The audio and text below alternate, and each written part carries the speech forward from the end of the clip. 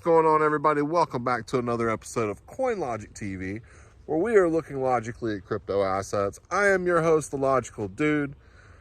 We're even checking out stuff while we're out here chilling by the river, because as a digital nomad, I can do stuff like that. But yeah, man, Bitcoin's been on a run. I guess the inflation numbers came in today. Market started pumping like crazy.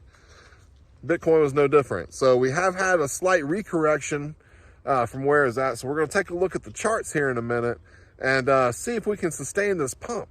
And if we are recorrecting, is it going to take another leg up? We're going to be taking a look because I'm interested in going long if it is. If not, I'm going to wait for an awesome entry opportunity. And yeah, we just got to check out the charts, guys.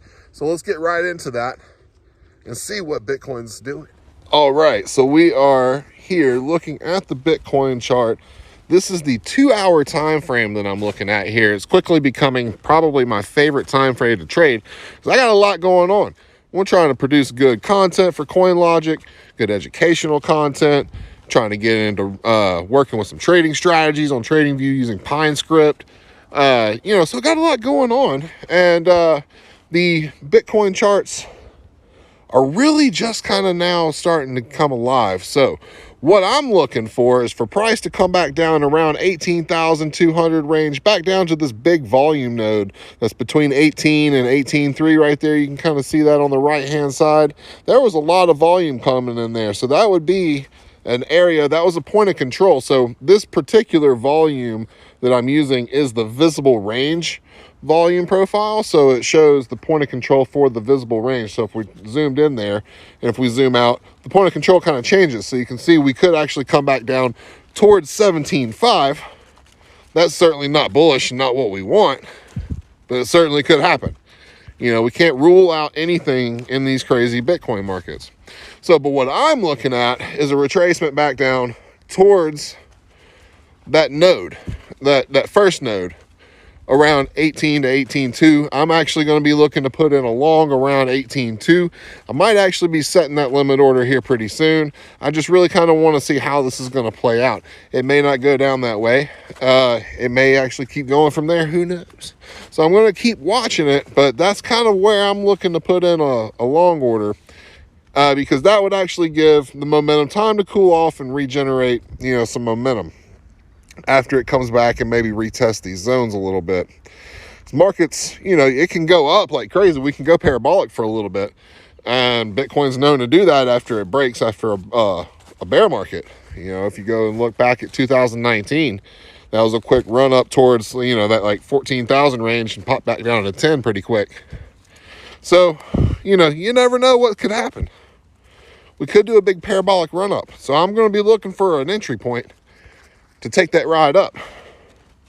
But if you look, the 50-day is riding above the 200-day, so we are definitely in an uptrend, and it is pointing up the money flow down on market side for that little blue wave down there on the indicator. Yeah, here we go. Finally got my little crosshairs going here on the phone. Market cipher indicator, you can see this blue wave down here. Ooh, I almost busted my butt in the mud because I am still on a nature hike. Anyway, that blue wave, that's the money flow indicator. That's showing that money is definitely flowing into the markets and, hasn't started letting up yet. So we're in a bullish trend. So we're going to keep looking bullish. I just want to look for a better entry point. I'm not trying to FOMO. I'm trying to be smart about all this. So overall, I'm pretty bullish about the whole situation. So I'm waiting for it to see. I wouldn't mind it actually coming back and trying to retest that 50-period moving average. May not get that. We may get that retest, like I said, around 18,200. But if we could get it all the way back down and kind of retest that 50, that would be a stellar entry and a nice bounce up. So we'll just have to play it, because that's all trading is really just, no pattern is ever going to play out perfectly. No indicator is going to be 100% correct. No strategy is going to be correct 100% of the time. You just kind of have to take the data as it comes. So you have to find the tools that you like, what works for you and gives you edge in these markets, because that's really the key. Because the more edge you have, the less time you have to sit in front of a chart. And it just depends on your trading style. Swing trading seems to work for me, because I like coming out in the woods. That's my thing, you know. I like writing content, coming out in the woods. I don't want to have to stare at charts all the time.